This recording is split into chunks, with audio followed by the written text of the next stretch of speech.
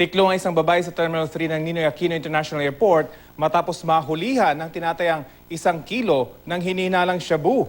Ang mga umano'y droga, nakabalot ng plastic at mga carbon paper. At kaugnay po riyan, makakausap natin si GMA News stringer Ariel Fernandez. Magandang tanghali sa iyo, Ariel. Magandang tanghali, Maris at Rafi. Andito ako sa Terminal 3. Alright, Ariel, una sa lahat, pakikwento nga sa amin kung paano na-discover ng mga tauhan ng PIDEA itong 1 kilo ng shabu sa babaeng suspect. Ang dami niya na, Ariel? May binabanggit dito na kaninang alas 2 ng madaling araw, pumasok sa NAIA Terminal 3 itong si Tiza Ali Datu Ismail, 41 years old, sa Gate 6 ng NAIA Terminal 3 departure area. Subalit nang pumasok ito ipasok sa loob ng X-ray, ang kanyang trolley bag ay napansin ng OTS na si Philip Santillan na medyo kakaiba yung hugis sa loob kung kaya't ipinatawag yung pong PIDEA agent na may dalang K9. At doon po inamoy-amoy yung bag at nagkaroon ng positive reaction yung K9 kung kaya't dinala kagad dito sa bahagi ng kanilang PIDEA Investigation Bureau, Maris. Alright, Ariel, saan bahagi ng airport na-discover yung babaeng may dala ng shabu? Saan part ng airport nakita yung mga dala niya? Sa NAIA Terminal 3, Gate 3, doon nakita yung shabu. So, ibig sabihin, hindi pa siya nakakalagpas doon sa mga x-ray? O... Nakalagpas, kakapasok lang, Maris, doon sa x-ray. At pagpasok niya doon na-detect na may illegal drugs ang dala. Anong sabi nung babae nung nahulihan siya ng droga na ganyan karami, Ariel?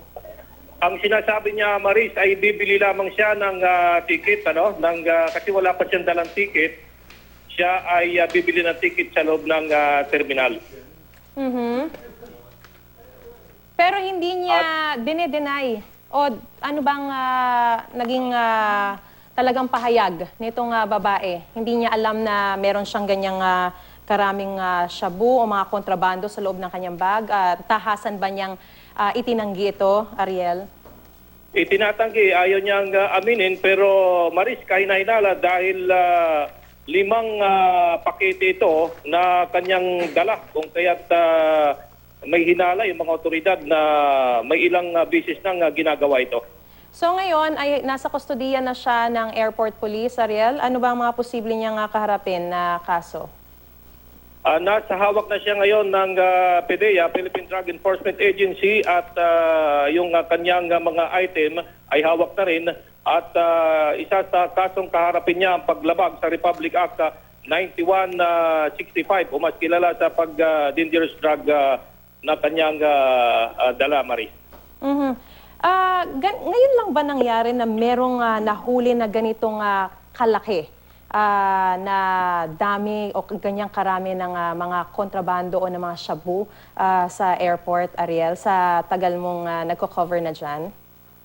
Marami-raming bisis na rin, Maris, na may nahuli rito. Pero kanina, kailangan kasi ng magiging witness ang ating otoridad.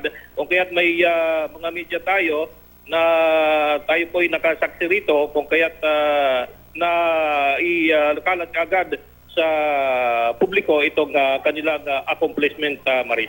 Alright, maraming salamat sa impormasyong binigay mo sa amin, GMA News stringer Ariel Fernandez.